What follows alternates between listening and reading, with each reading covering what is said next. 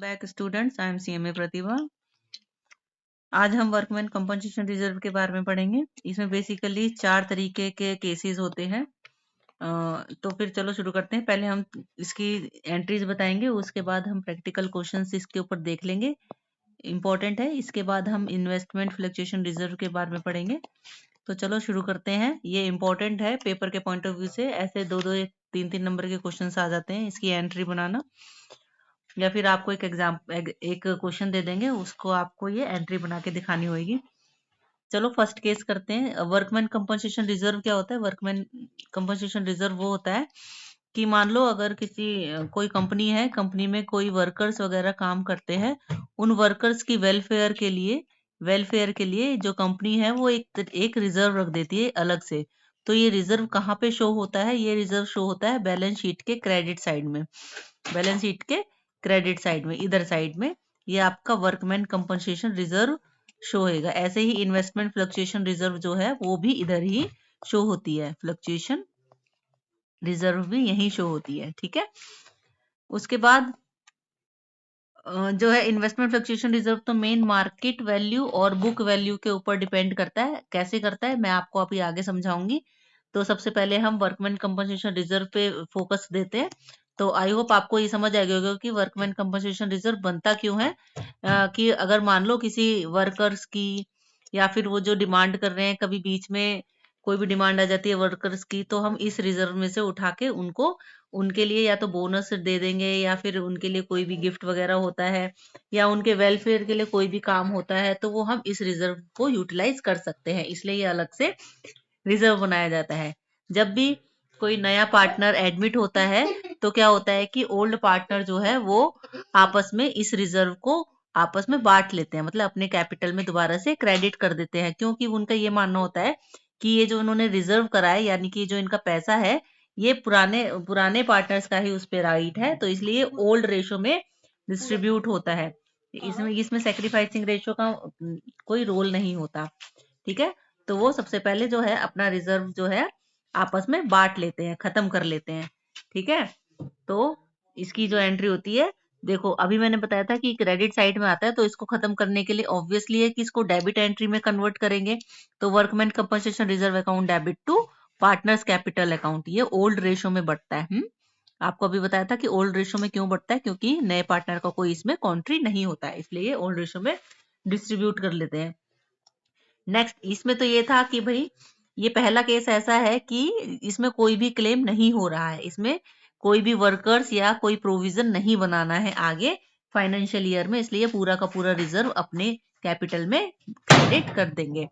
Second case ये होता है कि वर्कमैन कंपनसेशन क्या है कि कम, जो वर्कमैन कंपनसेशन रिजर्व है जो उसके प्रोविजन से कम यूज हो रहा है। मान लो इसके एग्जाम्पल भी हम करेंगे, जैसे रिजर्व जो बैलेंस शीट में शो हो रहा है वो इतना हो रहा है, और जो इसका प्रोविजन बनाना है नेक्स्ट ईयर के लिए वो बनाना है, मान लो, चलो ये बता देती हूँ, ये 50,000 का रिजर्व रखा हुआ है बैलेंस शीट में, और जो प्रोविजन जो बनाना है नेक्स्ट ईयर में वो बनाना है 30,000 ओनली, ठीक है। तो रिमेनिंग जो 20,000 बचेगा वो आपस में ये डिस्ट्रीब्यूट कर लेंगे इन द ओल्ड रेशो, ठीक है। फिर नेक्स्ट थर्ड केस होता है कि भाई अगर वर्कमैन कंपनसेशन रिजर्व और जो प्रोविजन बनाना है नेक्स्ट ईयर में दोनों इक्वल हो, तो फिर उनके उनके बांटने के लिए कुछ भी नहीं बचेगा, पूरा का पूरा आप provision for the workman compensation में ट्रांसफर कर दोगे, ओके। और फोर्थ केस होता है कि भाई वर्कमैन कंपनसेशन रिजर्व जो है ज्यादा लग रहा है हमारा इससे, मान लो हमने रिजर्व जो है वो 50,000 ही बनाया है, लेकिन जो वर्कर्स की जो डिमांड है वो आ गई है 60,000, और हमें 60,000 का प्रोविजन बनाना पड़ेगा। तो ये जो 10,000 कम पड़ गए हैं, ये 10,000 हम रिवैल्यूएशन अकाउंट से ले लेंगे, ठीक है। इतना पॉइंट समझ आया। फिर ये रिवैल्यूएशन को क्या है, हम कैपिटल, इस रिवैल्यूएशन को किससे खत्म करेंगे, इसको खत्म करेंगे अपने कैपिटल अकाउंट से, ठीक है। जो भी पार्टनर्स के कैपिटल से अकाउंट से उससे रिकवरी कर लेंगे। कैसे होगी इसकी एंट्री मैं इसमें बता देती हूँ। तो ये जो डेबिट करा है ना हमने ये रिवैल्यूएशन अकाउंट, तो पार्टनर्स जो कैपिटल है, पार्टनर्स कैपिटल अकाउंट को डेबिट कर देंगे, मतलब इतने से उनकी कैपिटल को यूज कर लेंगे और टू रिवैल्यूएशन को क्रेडिट कर देंगे, ठीक है। तो हमारा ये जो हमारा रिवैल्यूएशन अकाउंट का है ये ऐसे खत्म हो जाएगा, ठीक है। उसके बाद चलो अब ये प्रैक्टिकल क्वेश्चंस देख लेते हैं। इसमें चारों केस हैं जो मैंने अभी आपको एंट्री बताई। आई होप आप ये एंट्री खुद बना सकते हैं। तो मैं आपको थोड़ा बता देती हूँ, आप मेरे को साथ साथ बताते चलेंगे कि कैसे बनेगी ये इसकी एंट्री। मैं कलर चेंज कर लेती हूँ। इसमें देखो ये PQR है, ये 3:2:1 है। आपको तो ये बेसिक पता ही होगा कि भाई अगर ये प्रॉफिट शेयरिंग रेशो नहीं होता तो फिर हम किस रेशो में बांटते हैं, हम इक्वल रेशो में डिस्ट्रीब्यूट करते हैं, इक्वल रेशो में डिस्ट्रीब्यूट करेंगे, ठीक है। लेकिन अगर इसमें ये गिवन है तो फिर इसी रेशो में हम डिस्ट्रीब्यूट करेंगे, ठीक। अब ये न्यू रेशो दे रहा है, ओल्ड रेशो 3:2:1 है, और जो फ्यूचर में जो कहेगा, मतलब जो न्यू रेशो है वो है, न्यू रेशो क्या है, 4:3:2। इसका हमें यूज कुछ नहीं आना, क्योंकि अभी मैंने बताया था जो भी अगर बैलेंस शीट में रिजर्व वगैरह है वो तो पुराने पार्टनर्स बांटेंगे, इसमें नए पार्टनर का कोई भी रोल नहीं रहेगा, ठीक। अब क्या है कि भाई ये बैलेंस शीट है, बैलेंस शीट है 31 मार्च 2017 की, ठीक। तो अब ये क्या है, वर्कमैन कंपनसेशन रिजर्व 60,000 हमारे अकाउंट में पड़ा हुआ है। फर्स्ट केस कह रहा है कि भाई कोई भी और कोई इंफॉर्मेशन नहीं है, तो और कोई इंफॉर्मेशन नहीं होती तो पहले ही ये सारे पार्टनर आपस में इसको बांट लेते हैं। तो यानी कि क्रेडिटर क्रेडिट साइड में है तो इसको डेबिट करेंगे। वर्कमैन कंपनसेशन रिजर्व 60,000 है टू कैपिटल अकाउंट्स में, to P accounts, to QR, to R, to P capital, to Q capital और टू R कैपिटल, ठीक है। और इस 60,000 को 3:2:1 में डिस्ट्रीब्यूट कर दीजिए। डिस्ट्रीब्यूट तो आप कर ही लेंगे, कैसे होएगा, 60,000 मल्टीप्लाई बाय 3 डिवाइडेड बाय 6 तो ये जाएगा 30,000, इधर हो जाएगा 20,000 और इधर हो जाएगा 10,000। आई होप आपको समझ आ गया होगा, ठीक है, वेरी गुड। हाँ बच्चे समझ आया ना आपको, ठीक है। देखो इसमें क्या था, 30,000, 20,000 और ये 10,000, ठीक है। फिर नेक्स्ट, ये तो हमारा फर्स्ट केस था। सेकंड जो केस है इसको ध्यान से देखिए। इसमें जो है वर्कमैन कंपनसेशन जो है एस्टिमेट लगाया जा रहा है कि वो 24,000 क्लेम करेंगे, ठीक है। बल्कि हमारा वर्कमैन कंपनसेशन रिजर्व था 60,000, देखो। तो हम पूरा का पूरा जो है इसको खत्म करेंगे, जितना भी हमारा बैलेंस शीट में लिखा हुआ है, इतना लिखा हुआ 60,000 टू प्रोविजन। अब ये कितना के लिए कह रहा है, 24,000 के लिए, तो provision for workman compensation reserve हो जाएगा, वर्कमैन कंपनसेशन रिजर्व कितना हो जाएगा, 24,000, वेरी गुड। फिर टू कितना रिमेनिंग रह जाएगा, वो डिस्ट्रीब्यूट होएगा, टू पी कैपिटल अकाउंट में जाएगा, टू क्यू में जाएगा और टू आर में जाएगा, टू आर कैपिटल में जाएगा। कितना जाएगा, रिमेनिंग कितना हो गया ये, 60,000 में से 24 जाएगा तो कितना बचेगा बताओ जल्दी, 24,000, 3 6 5 और 3 36,000, ठीक है। तो ये जो 36,000 रिमेनिंग बचा, इसको 3:6 में है ना, 3:2:1 थी ना, 3:2:1 थी, तो इसमें डिस्ट्रीब्यूट कर देंगे ओल्ड रेशो में। 6 6 36, तो ये हो जाएगा 18,000 हो जाएगा, और 2 6 ये 12,000 हो जाएगा, और ये 6,000 हो जाएगा। आपको ये समझ आया होगा आई होप, ठीक है। इसमें वैसे कुछ डिफिकल्टी थी नहीं, ये इंपॉर्टेंट था, ये 2-3 नंबर के क्वेश्चंस में आ सकता है, इसलिए मैं आपको बता रही हूँ। और इसमें थर्ड केस है, देखो इसमें जो है वर्कमैन कंपनसेशन रिजर्व एस्टिमेट किया जा रहा है 60,000, तो नेक्स्ट ईयर के लिए कितना है, 60,000, उतना ही हमारा वर्कमैन कंपनसेशन था। तो वर्कमैन कंपनसेशन रिजर्व 60,000 हो जाएगा, और टू प्रोविजन फॉर, प्रोविजन इसलिए लिख रहे हैं क्योंकि ये नेक्स्ट ईयर के लिए काम आएगा। Provision for workman compensation reserve एक तरीके से नया रिजर्व बन गया है, ये 60,000 का पूरा पूरा हमने यूटिलाइज कर लिया है, ठीक है। अब फोर जो इसका फोर्थ केस है, फोर्थ केस कह रहा है कि 75,000 लगेगा। अब इसको ध्यान से देखिए, इसमें भी कुछ नहीं है, देखिए ये जो फोर्थ केस है इसमें सबसे पहले पूरा का पूरा रिजर्व खत्म कर लेते हैं जो हमारा बैलेंस शीट में शो हो रहा है 60,000, और टू कितना प्रोविजन बनाना है हमें, जो हमारा हमें जो प्रोविजन बनाना है 75,000 का प्रोविजन बनाना है। तो provision for workman compensation reserve 75,000 का, तो कितने ज्यादा लगेगा हमारा 15,000, तो वो हम रिवैल्यूएशन अकाउंट में से ले लेंगे, रिवैल्यूएशन अकाउंट से 15,000 का, ठीक है। अब ये जो रिवैल्यूएशन अकाउंट है इसको खत्म करेंगे, खत्म कैसे करेंगे, इनके पार्टनर की कैपिटल से एडजस्ट करके हम खत्म कर लेंगे, ठीक है। तो ये हो जाएगा हमारा P P capital account debit है ना, उनकी कैपिटल से हम रिकवरी करेंगे, क्यू कैपिटल अकाउंट डेबिट, और आर कैपिटल अकाउंट डेबिट, ठीक है जी, ठीक है। और टू रिवैल्यूएशन अकाउंट, तो रिवैल्यूएशन को यहीं पे हम खत्म कर देंगे, तो 15,000 आ जाएगा। तो 15,000 इंटू में 3 बाय में 6, तो 3 2 जा 6, 3 7 जा 14, 3 5 जा, तो 7500 आप डिस्ट्रीब्यूट कर लेना ऐसे ही। तो 15,000 इंटू में 2 बाय 6, 2 3 जा 6, 3 5 जा 5,000, ठीक है। और ये आ जाएगा आपका 7 के बाद 8 9 10 11 12 13 14 15, तो 2,500 के करीब आपका इधर आ जाएगा, ठीक है। ठीक है, आई होप आपको समझ आया होगा, बहुत बहुत आसान तरीके से समझाया आपको मैंने। अब आ जाओ इन्वेस्टमेंट फ्लक्चुएशन रिजर्व, ये थोड़ा सा डिफरेंट टॉपिक है, तो इसको ध्यान से समझना। इसकी भी एंट्रीज ऐसे ही रहेगी जैसे हमने वर्कमैन कंपनसेशन रिजर्व का करा है। इसमें भी हमारा जो है, जो रिजर्व हमारा मेंटेन है, तो उस रिजर्व को पहले खत्म करेंगे। तो investment fluctuation reserve account debit to partners capital account रहेगा। उसके बाद, ठीक है, ये भी ओल्ड रेशो में ही डिस्ट्रीब्यूट होगा। नेक्स्ट आता है कि अगर इन्वेस्टमेंट, देखो हमने इन्वेस्टमेंट फ्लक्चुएशन रिजर्व, फ्लक्चुएशन का मतलब क्या हुआ, फ्लक्चुएशन किससे आया है, फ्लक्चुएशन किसी चीज से आया होगा, यानी कि फ्लक्चुएशन मतलब ऊपर और नीचे। ऊपर नीचे कैसे कंपेयर करेंगे, कोई दो चीजें तो होनी चाहिए ना। जैसे मान लो इन्वेस्टमेंट क्या होता है, इन्वेस्टमेंट जो आपकी जो आती है वो एसेट साइड में आती है, एसेट साइड में आपकी आती है ये इन्वेस्टमेंट, ठीक है जी। तो आपकी जो इन्वेस्टमेंट आती है, इन्वेस्टमेंट किस चीज में होती है आपकी, इस नाम से भी हो सकती है। इन्वेस्टमेंट है मान लो आपकी 4 लाख की, ठीक है। अब मार्केट जो है, अब हमने जो बुक वैल्यू करी है, जो हमने बैलेंस शीट में लिख दिया उसको कहते हैं बुक वैल्यू, कि हमारी बैलेंस शीट में क्या अमाउंट से शो हुई है, ठीक है। अब जब हम ये इन्वेस्टमेंट बेचने जाए, मान लो किसी वक्त जाए मार्केट में जाए बेचने, और वो कहे कि भाई तुम्हारी अभी इन्वेस्टमेंट की वैल्यू ना सिर्फ 3 लाख रह गई है, ठीक है, कितनी रहेगी, सिर्फ 3 लाख।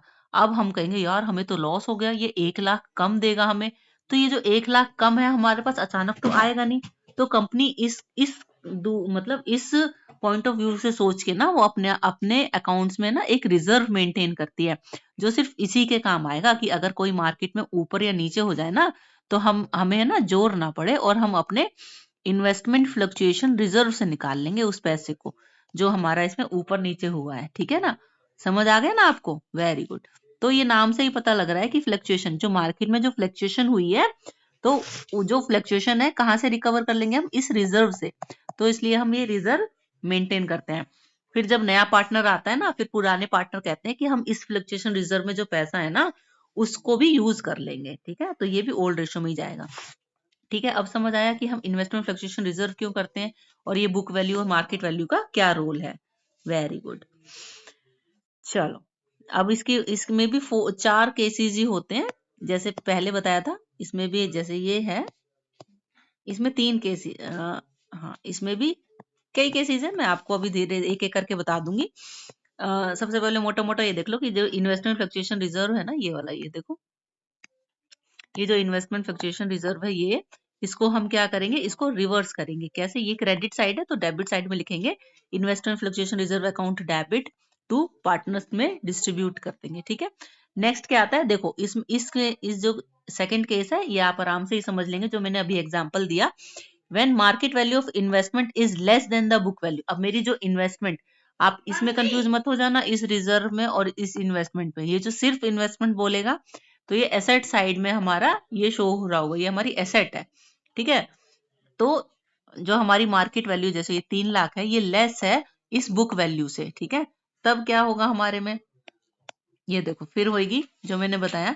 सबसे पहले हम इस रिजर्व को तो करेंगे ऑपोजिट, देखो इन्वेस्टमेंट रिजर्व को तो हमने डेबिट कर दिया।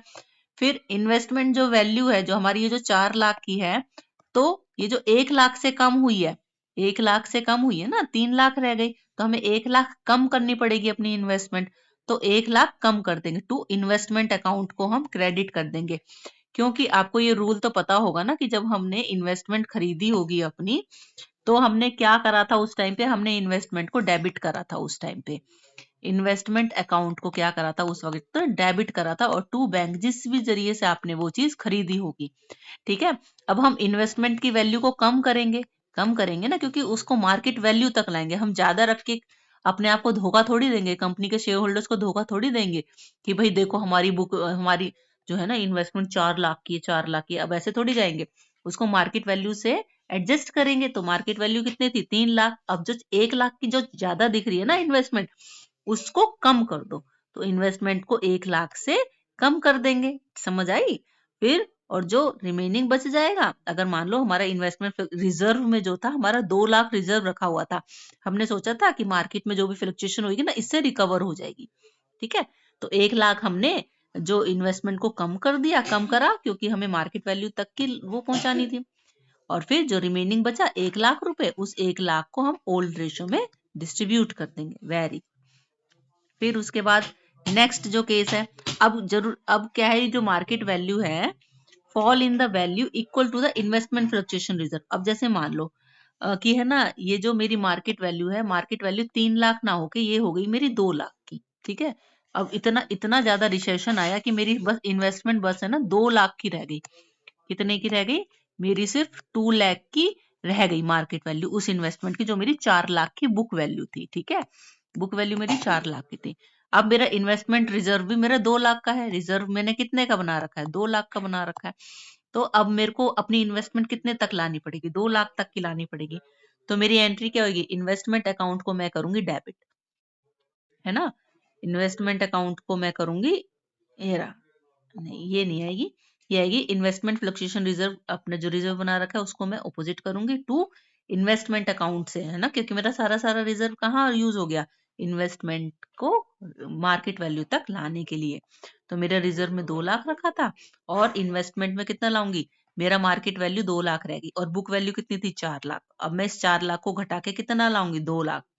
ठीक है, तो मेरे को कितना कम करना पड़ेगा? 2 लाख की इन्वेस्टमेंट कम करनी पड़ेगी। ठीक है, चलो ये समझ आया होगा आपको। नेक्स्ट करते हैं। थर्ड केस ये होता है कि अगर मेरा जो फॉल है, अगर मेरी मार्केट वैल्यू और ज्यादा डाउन चली गई, है ना, मान लो 3 लाख चली गई। ठीक है, 3 लाख से कम हो गई, मेरी बस इन्वेस्टमेंट 1 लाख तक की बच गई। ठीक है, तो मान लो देखो, मेरा रिजर्व था 2 लाख का। ठीक है, 2 लाख का रिजर्व बनाया था, और मेरी जो बुक वैल्यू थी वो थी 4 लाख की। ठीक है, और मेरी मार्केट वैल्यू इसकी सिर्फ बच गई 1 लाख, कुछ भी नहीं काम रहा, है ना। मेरी ऐसी टेक्नोलॉजी ऐसी आई कि मेरा ये इन्वेस्टमेंट बेकार चला गया उस, है ना। तो अब मेरे को जो है इन्वेस्टमेंट 3 लाख तक का लाना, 3 लाख कम करना पड़ेगा। तो इन्वेस्टमेंट कितना कम करने का पड़ेगा मुझे? 3 लाख का। लेकिन मैंने रिजर्व कितना बना रखा था? सिर्फ मेरे 2 लाख का रिजर्व बना रखा था। तो ये जो 1 लाख मैं कहाँ से रिकवर करूंगी? 1 लाख करूंगी रीवैल्यूएशन अकाउंट से। जैसा हमने वर्कमैन कंपनसेशन रिजर्व में पढ़ा था ना, कि हमारा उसमें कम रह गया तो हमने रीवैल्यूएशन अकाउंट से रिकवरी करी थी, तो ऐसे ही इसमें कर लेंगे। तो इसमें 1 लाख से रिवैल्यूएशन अकाउंट, और फिर रिवैल्यूएशन अकाउंट को कहाँ से एडजस्ट कर देंगे? कैपिटल अकाउंट से। ठीक है, तो पार्टनर की कैपिटल अकाउंट से हम मंगवा लेंगे उसको। ठीक है, ठीक, वेरी गुड, अब आपको समझ आ गया। ठीक है, अब इसमें थर्ड केस भी ऐसी है कि जब हमारी मार्केट वैल्यू जो है, अब उसमें तो हमने लॉस देखा था। अगर मान लो मार्केट वैल्यू हमारी ज्यादा हो गई, हमारा जो था इन्वेस्टमेंट 4 लाख की थी, और अब मार्केट में जाके पूछ के आ रहे हैं कि भाई उसकी 5 लाख की कीमत हो गई है। तो क्या है भाई, इस केस में तो कोई कुछ बढ़ ही नहीं रहा। इस केस में क्या है ना, तो ऐसा ही केस है। तो ये होता है increase in the investment value. तो वो जैसे हम रिवैल्यूएशन से रिकवर करते थे, ऐसे रिवैल्यूएशन में ज्यादा अमाउंट डाल देंगे बस। तो इन्वेस्टमेंट अकाउंट डेबिट कर देंगे, उतने से और बढ़ जाएगा, है ना। जैसे हमने उसमें इन्वेस्टमेंट कम करी थी क्रेडिट करके अपना एसेट साइड का, तो इसमें ऐसे ही डेबिट करके हम पहले इन्वेस्टमेंट को बढ़ा देंगे, बढ़ाएंगे, और रिवैल्यूएशन को हम क्रेडिट कर देंगे। ठीक है, फिर रिवैल्यूएशन अकाउंट को हम कहाँ डाल देंगे? पार्टनर्स के अकाउंट में चले जाएगा। ठीक है, देखो ये पार्टनर्स के ओल्ड रेशो में चला जाएगा। अब ये इसका एग्जाम्पल है। ठीक है, एग्जाम्पल को ध्यान से देखना, ये आया हुआ है क्वेश्चन। ठीक है, इसको छोड़ना नहीं है बिल्कुल भी। ओके, इसको बेशक से 2 बार देखना है इस वीडियो को। ठीक, चलो, इसमें वही है, इसमें आपको प्रॉफिट शेयरिंग रेशियो दे रखे 3:2:1। देखो इसके ना 5 केस दे रखे हैं, ध्यान से समझना, ध्यान से एकदम।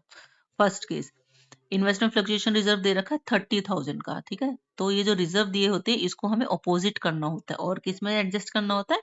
वेरी गुड, पार्टनर्स की कैपिटल में करना होता है। ठीक है, पहले केस में तो कोई इंफॉर्मेशन नहीं दे रहा, तो इसको सिंपल आप इसको रिवर्स कर दो।